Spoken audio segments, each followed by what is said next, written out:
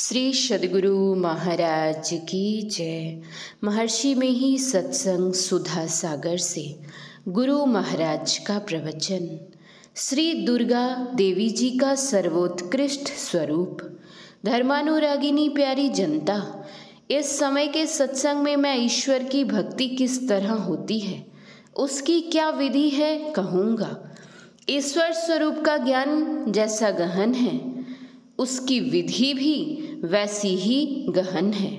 ईश्वर स्वरूप के बारे में 2 दिनों तक कहा जा चुका है, फिर भी आपको याद दिलाने के लिए कहा जाता है कि ईश्वर वह है जो आप चेतन आत्मा से पहचान सकते हैं।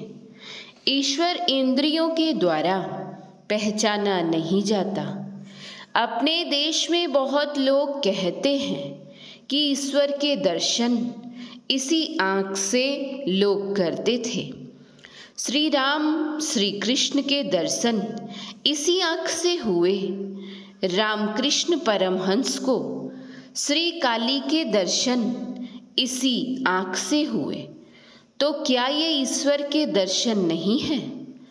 जो गहन ज्ञान नहीं समझ सकते उनको समझना चाहिए कि राम कृष्ण विष्णु शिव दुर्गा आदि जितने रूप हुए तो क्या इतने 5-7 ईश्वर हैं?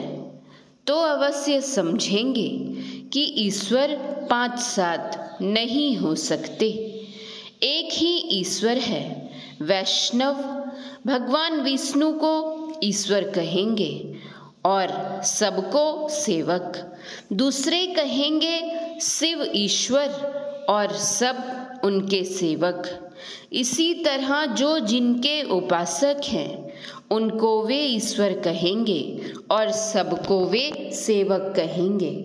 इसी भाव में सांप्रदायिकता का भाव आता है। एक से कहा जाए कि जैसा आप अपने इष्ट के लिए कहते हैं वैसे ही दूसरे भी अपने इष्ट के लिए कहते हैं, लेकिन ठीक कौन है? सब अपने अपने इष्ट को बड़ा कहते हैं। इस प्रकार सांप्रदायिकता का खूब झगड़ा हुआ है। कुछ वर्ष पूर्व शैव और वैष्णवों में लड़ाई हुई। अंग्रेजों का समय था। वाक्य युद्ध ही नहीं, शस्त्र भी खुल पड़े। मुकदमा हुआ। तय हुआ कि शिव दल बड़े हैं, प्राचीन हैं, इसलिए कुंभ के मेले में पहले शैव दल ही स्नान करे। इस सांप्रदायिकता के फेर में कितनी तकरार हुई ठिकाना नहीं। अपने देश में ही नहीं, ताजिया में भी झंझट हुआ। रोमन कैथोलिक और प्रोटेस्टेंट में भी लड़ाई झगड़ा हुआ। लेकिन असलियत क्या है? मुझसे पूछो कि राम ईश्वर हैं, मैं कहूँगा हाँ। कृष्ण ईश्वर हैं, मैं कहूँगा हाँ।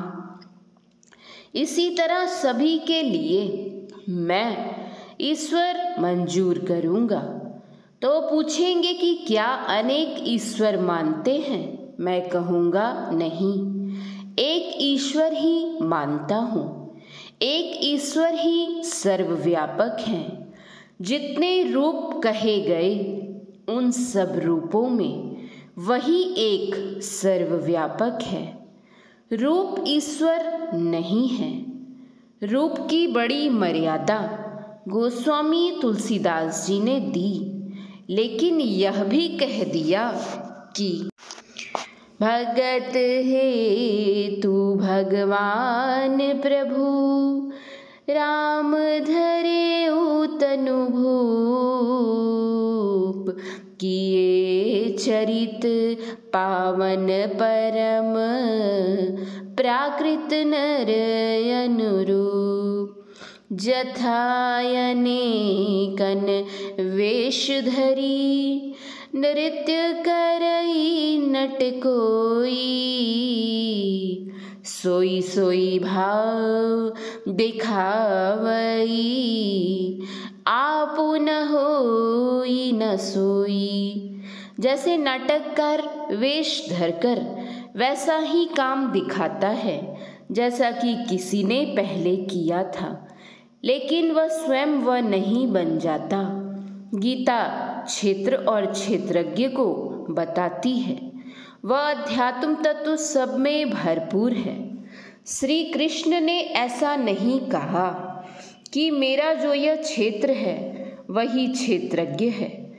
लोग इसका भी प्रचार करते हैं कि भगवान के क्षेत्र और क्षेत्रज्ञ में कोई अंतर नहीं है, एक ही है। महाभारत पढ़कर देखिए, या उसके अंदर एक गीता और है जिसको अणु गीता कहते हैं, उसको भी पढ़िए, कहीं ऐसी बात नहीं है। फिर भी जोर देना कि उनके क्षेत्र और क्षेत्रज्ञ में भेद नहीं है, उचित नहीं। महाभारत में है कि क्षेत्रज्ञ जब प्राकृतिक गुणों से मुक्त हो जाता है, यानी निअस्त्रय गुण्य हो जाता है, तब वही परमात्मा हो जाता है। वह जो क्षेत्रज्ञ आत्म तत्व है, तमाम एक ही एक है। चाहे सोने का मंदिर हो, चाहे शौचालय हो, देवालय हो, एक ही आकाश सर्वत्र है। उसी तरह सब शरीरों में एक ही आत्मा है। कठोपनिषद में कहा है, वायुर्यथैको भुवनम प्रविष्टो रूपं रूपम प्रतिरूपो बभूव। एक अस्ता था सर्वभूतरांतरात्मा रूपम रूपम प्रतिरूपो बहिश्च। जिस प्रकार इस लोक में प्रविष्ट हुआ वायु प्रत्येक रूप के अनुरूप हो रहा है, उसी प्रकार संपूर्ण भूतों का एक ही अंतरात्मा प्रत्येक रूप के अनुरूप हो रहा है और उनसे बाहर भी है। जैसे गिलास के अंदर की हवा गिलास के रूप की ही होती है, उसी तरह सब भूतों के अंदर आत्म तत्व एक ही है। रूप रूप के अनुरूप उसका आकार होता है, लेकिन वह तत्व नहीं होता। कोई गिलास चांदी का, कोई सोने का, कोई कांच का होता है, सब में पानी ही पानी है।